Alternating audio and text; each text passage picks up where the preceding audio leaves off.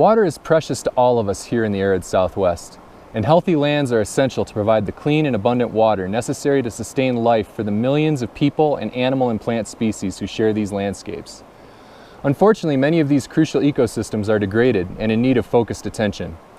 This is especially true in and along our natural waterways, where riparian and aquatic ecosystems comprise some of our most limited and at-risk natural resources.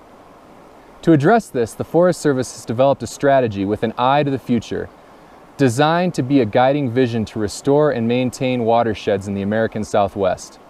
The strategy is built first and foremost on our deep recognition that these challenges, our work, and our successes are shared with and dependent upon a host of partners. There is no substitute for collaboration, which is why diverse and robust partnerships serve as the backbone for this strategy. It's also why we need you to get involved in helping care for these life-sustaining areas. Whatever skill sets or strengths you or your organization can bring to these needs, we will meet them with enthusiasm and appreciation.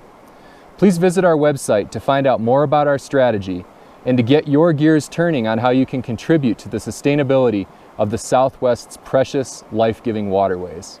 Thank you.